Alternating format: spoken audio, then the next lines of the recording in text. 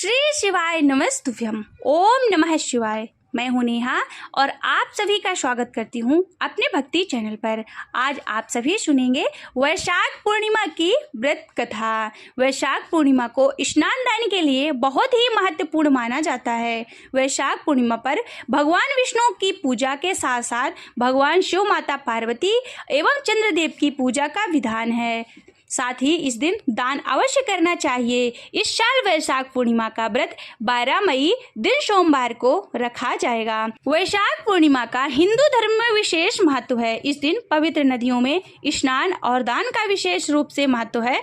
पौराणिक मानता है कि वैशाख पूर्णिमा पर व्रत रखकर भगवान विष्णु की पूजा विधि विधान करने से रात्रि में चंद्रमा को अर्घ्य देने से मनोकामनाएं पूर्ण होती हैं। हिंदू पंचांग के अनुसार वैशाख पूर्णिमा की शुरुआत 11 मई की शाम 8:02 से शुरू होगी और इसका समापन 12 मई दिन सोमवार की रात्रि 11:26 पर होगी।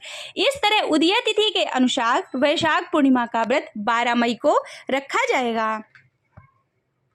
इस दिन स्नान और दान का विशेष रूप से महत्व है। वैशाख पूर्णिमा पर महात्मा बुद्ध का भी जन्म हुआ था, इसलिए इस वैशाख पूर्णिमा को बुद्ध पूर्णिमा भी कहा जाता है।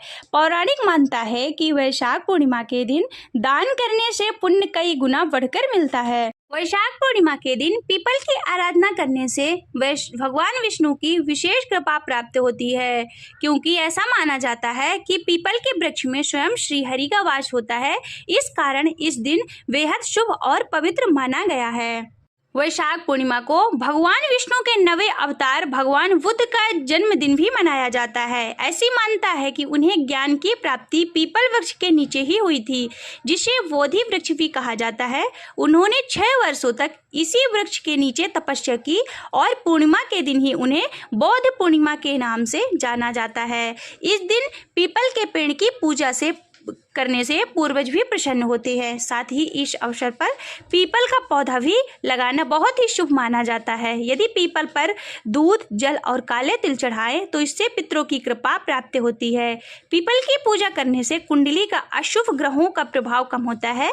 खासकर शनि, गुरु, राहु और केतु जैसे ग्रहों की शांति हेतु पीपल की पूजा और वृक्षारोपण अत्यंत लाभकारी माना गया है। बुद्ध पूर्णिमा के दिन सूर्योदय के बाद पीपल पर दूध व जल चढ़ाएं और पूर्व या फिर उत्तर दिशा की ओर मुंह करके वृक्ष की 3 परिक्रमा करें। धार्मिक मानता है कि सुबह के समय पीपल में ब्रह्मा, विष्णु और महेश तीनों देवताओं का निवास होता है और यही दिन समय इसमें माँ लक्ष्मी का भी वास होता है। इससे घर में सुख और समृद्धि आती है। पूर्णमासी की व्रत कथा। द्वापर युग में एक समय की बात है कि यशोदा जी ने श्री कृष्ण से कहा, हे कृष्ण, तुम सारे संसार के उत्पन्न करता, पोषक तथा उसके संहार करता हो। आज कोई ऐसा व्रत मुझसे कहो जिसके करने से मृत्यु लोक में स्त्रियों को विधवा होने का भय ना रहे तथा वह व्रत सभी मनुष्यों की मनोकामनाओं को पूर्ण करने वाला हो। श्री कृष्ण कहने लगे, हे माता, तुमने अति सुंदर प्रश्न किया है। मैं तुमसे ऐसे ही व्रत को सविस्तार पूर्वक कहता हूँ। सौभाग्य की प्राप्ति के लिए स्त्रियों को 32 अर्थात 32 पूर्णमासी का व्रत करना चाहिए। इस व्रत को करने से स्त्रियों को सौभाग्य संपत्ति मिलती है। यह व्रत अचल सौभाग्य देने वाला और भगवान शंकर के प्रति मनुष्य मात्र की भक्ति को बढ़ाने वाला है। यशोदा जी कहने लगी कि हे कृष्ण, सर्वप्रथम इस व्रत को किसने किया था, इसके विषय में सविस्तार पूर्वक मुझसे कहो। श्री कृष्ण कहने लगे कि इस भूमंडल पर एक अत्यंत प्रसिद्ध राजा चंद्रहास से पालित अनेक प्रकार के रत्नों से परिपूर्ण कातिका नाम की एक नगरी थी। वहाँ धनेश्वर नाम का एक ब्राह्मण था। इसकी स्त्री अति सुशील और रूपवती थी। दोनों ही उस नगरी में बड़े ही प्रेम के साथ रहते थे। घर में धन धान्य आदि की कोई कमी नहीं थी। उनको एक बड़ा दुख था, उनके कोई संतान नहीं थी, जिस वजह से वह बहुत ही दुखी रहते थे। एक दिन एक बड़ा तपस्वी योगी उस नगरी में आया। वह योगी वहाँ के सब घरों से भिक्षा मांगकर भोजन किया करता था, लेकिन उस ब्राह्मण के घर से भिक्षा नहीं मांगा करता था। एक दिन योगी गंगा के किनारे भिक्षा मांगकर प्रेम पूर्वक खा रहा था कि धनेश्वर ने योगी के सब कार्य किसी प्रकार से देख लिया। अपनी भिक्षा के अनादर से दुखी होकर धनेश्वर योगी से बोले, और सभी घरों में भिक्षा लेते हैं, परंतु मेरे घर की भिक्षा आप कभी नहीं लेते, इसका कारण क्या है? योगी कहने लगा कि आपके धर्म हमें इस बात की आज्ञा नहीं देता है, क्योंकि अभी आप गृहस्थ जीवन में एक सुख से वंचित हैं। आपके घर संतान न होने पर मैं आपके घर की भिक्षा स्वीकार नहीं करूंगा। उन्होंने कहा कि जिसे संतान नहीं है उसके घर से भिक्षा लेने से मेरे भी पतित हो जाने का भय है। धनेश्वर यह सब बात सुनकर बहुत दुखी हुआ और हाथ जोड़कर योगी के पैरों पर गिर पड़ा तथा दुखी मन से कहने लगा कि आप मुझे संतान प्राप्ति का उपाय बताएं। आप सर्वज्ञ हैं, मुझ पर अवश्य ही कृपा कीजिए। धन की मेरे घर में कोई कमी नहीं है, लेकिन मैं संतान ना होने के कारण अत्यंत दुखी हूँ। आप मेरे इस कार्य का हरण कीजिए। यह सुनकर योगी कहने लगे, तुम चंडी की आराधना करो। घर पहुंचकर उन्होंने यह सब बातें अपनी पत्नी को बताई और खुद वन में चला गया। वन में पहुंचकर उसने चंडी की आराधना और उपवास किया। चंडी ने 16वें दिन उसके सपने में दर्शन दिया और कहा कि हे धनेश्वर, जा तेरे पुत्र होगा, लेकिन उसकी आयु सिर्फ 16 वर्ष होगी। 16 वर्ष की आयु में ही मृत्यु हो जाएगी। अगर तुम दोनों स्त्री पुरुष 32 पूर्णिमा का व्रत करोगे तो वह दीर्घायु हो जाएगा। जितने तुम्हारे समर्थ हो उतने आटे के दिए जलाकर शिव जी का पूजन करना, लेकिन पूर्णमासी 32 होनी चाहिए। सुबह होते ही तुम्हें इस स्थान के पास एक आम का वृक्ष दिखाई देगा। उस पर चढ़कर एक फल तोड़कर अपने घर चले जाना। अपनी स्त्री से इसके बारे में बताना। सुबह स्नान होने के बाद वह स्वच्छ होकर श्री शंकर जी का ध्यान करके उस फल को खा लेगी। तब शंकर भगवान की कृपा से उसको गर्व हो जाएगा। वह ब्राह्मण सुबह उठा तो उसे उस स्थान पर आम का एक वृक्ष दिखाई दिया और उससे फल तोड़ने के लिए चढ़ा, लेकिन वह पेड़ पर चढ़ नहीं पा रहा था। यह देखकर उसे बहुत ही चिंता हुई, किंतु उसने भगवान श्री गणेश की उपासना की और कहा कि हे दयानिधे, हे दया सिंधु, अपने भक्तों के विघ्नों का नाश करने वाले, उनके मंगल कार्य को करने वाले, दुष्टों का नाश करने वाले, रिद्धि सिद्धि को देने वाले, आप मुझे इतना बल दें कि मैं अपनी मनोकामना को पूरी कर सकूं। इसके बाद धनेश्वर पेड़ पर फल तोड़ने के लिए चढ़ गया और उसने देखा कि उस वृक्ष में एक आम के फल के अलावा और कोई फल नहीं लगे हुए थे। उसने सोचा कि वरदान से जो फल मिला है वह यही है। उसने तुरंत ही उस फल को तोड़कर अपनी पत्नी को लाकर दे दिया। उसकी पत्नी ने भी अपने पति के कहे के अनुसार इस फल को खा लिया और वह गर्भवती हो गई।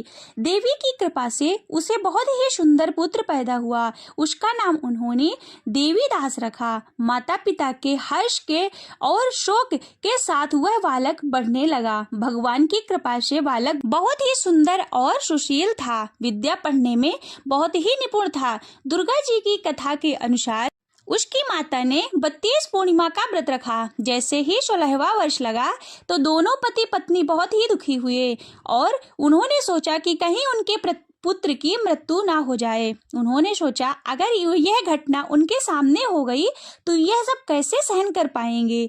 तभी उन्होंने देवीदास के मामा को बुलाया और 1 वर्ष के लिए देवीदास को काशी में पढ़ने के लिए भेज दिया।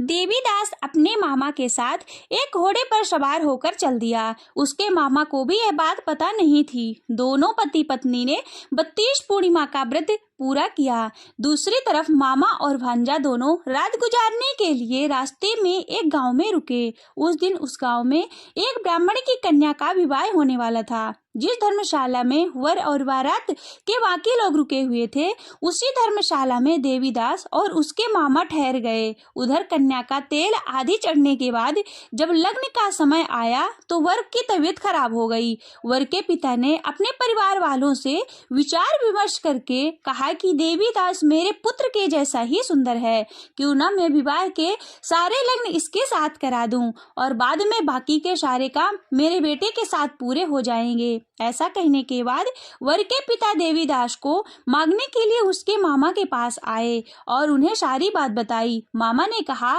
कि जो कन्यादान में कुछ भी मिलेगा वह सब हमें दे दिया जाए तो मेरा भांजा इस बारात का दूल्हा बन जाएगा। वर के पिता की यह बात स्वीकार कर लेने पर उसने अपना भांजा वर बनाने के लिए भेज दिया। इसके बाद देवीदास का विवाह उस कन्या के साथ संपन्न हो गया। इसके बाद वह अपनी पत्नी के साथ भोजन न कर सका और मन में विचार करने लगा कि ना जाने ये किसकी पत्नी होगी। यह सोचकर उसकी आंखों में आंसू आ गए। तब वधू ने पूछा कि क्या बात है, आप इतने उदास क्यों हैं? तब उसने सारी बातें पत्नी को बता दी। तब कन्या कहने लगी कि यह ब्रह्मा विवाह के विपरीत कैसे हो सकता है? आप ही मेरे पति हैं और मैं ही आपकी पत्नी रहूंगी, किसी अन्य की कमी नहीं है। तभी देवीदास ने कहा, ऐसा मत करिए, क्योंकि मेरी आयु बहुत कम है, मेरे बाद आपकी क्या गति होगी?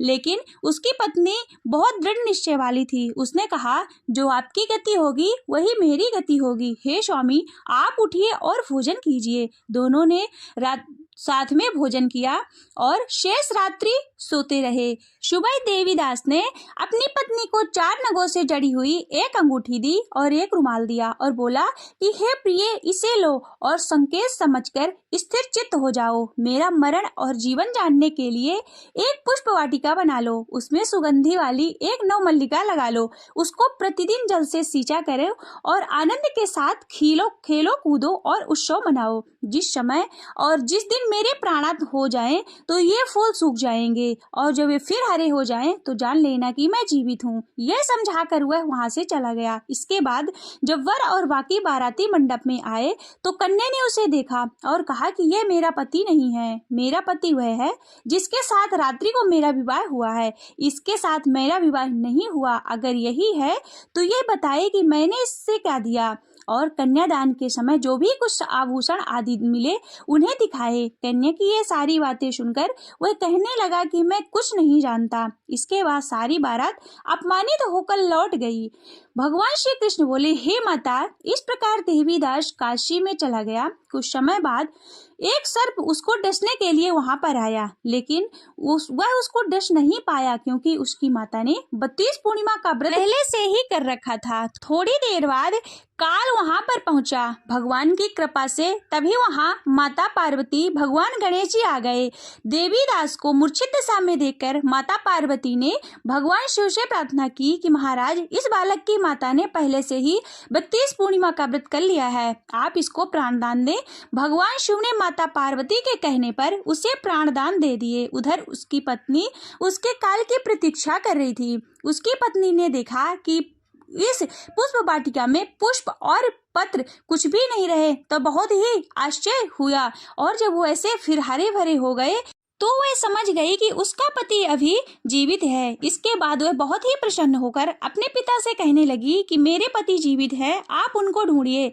इधर 16वां वर्ष व्यतीत होते ही देवीदास और उसके मामा भी काशी से चल दिए। इधर उसके ससुर उसको ढूंढने जाने ही वाले थे कि उसने देखा कि देवीदास और उसके मामा सहित आ रहे हैं। यह देखकर उन्हें अपने घर ले आए। वहां सारा गांव इकट्ठा हो गया और कन्या ने भी उसे पहचान लिया। देवीदास ने उसके बाद अपनी पत्नी और मामा को लेकर वहां से चल दिया। उसके ससुर ने भी उसे बहुत सा धन दहेज दिया।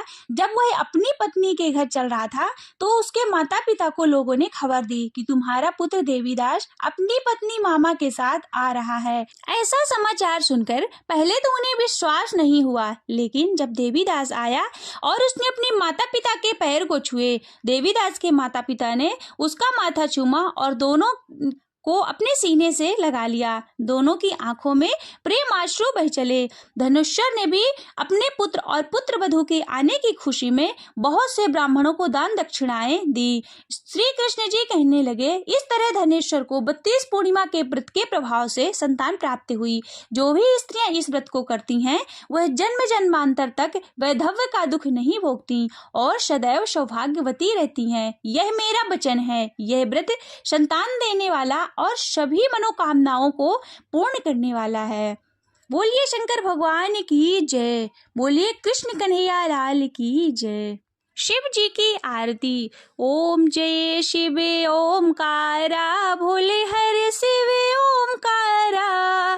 ब्रह्मा विष्णु सदा शिव, ब्रह्मा विष्णु सदाशिव अर्धांगी धारा। ओम जय शिव ओमकारा।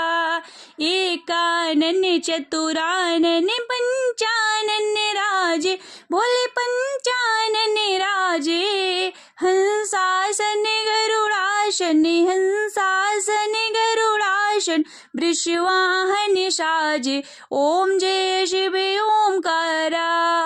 दो भुज चार चतुर्भुज, दश भुज अति सोहे, भोले दश भुज अति सोहे। त्रिगुण रूप निरखिता, त्रिगुण रूप निरखिता, त्रिभुवन मन मोहे। ओम जय शिव ओमकारा।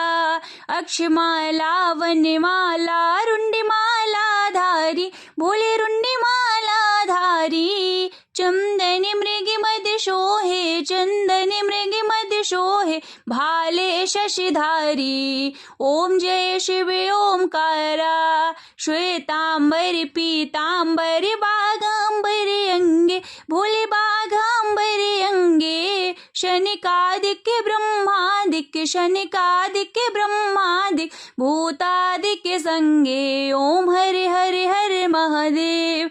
करके मध्य कमंडल चक्र त्रिशूल धरता, भोले चक्र त्रिशूल धरता। जग करता जग हरता, जग करता जग हरता, जग पालन करता। ओम जय शिव ओमकारा। काशी में विश्वनाथ विराजत, नंदी ब्रह्मचारी, भोले नंदी ब्रह्मचारी। नित्य उठे भोग लगावत, नित्य उठे भोग लगावत, महिमा यति भारी। ओम जय शिव ओमकारा। ब्रह्मा विष्णु सदा शिव जानते अविवेका, भोले जानते अविवेका। प्रणवाक्षर के मध्य, प्रणवाक्षर के मध्य, ये तीनों एका। ओम हरे हरे हरे महादेव। त्रिगुण शिव जी की आरती जो कोई नर गावे, स्वामी जो कोई नर गावे। कहत शिवानंद स्वामी, भजत हरे हरे स्वामी, मनवांचित फल पावे। ओम जय शिव ओमकारा। जय शिव ओमकारा, भोले हरे शिव ओमकारा। ब्रह्मा विष्णु सदाशिव, ब्रह्मा विष्णु सदाशिव, अर्धांगी धारा। ओम जय शिव ओमकारा। ओम जय शिव ओमकारा। नमः पार्वती पतये, हर हर महादेव।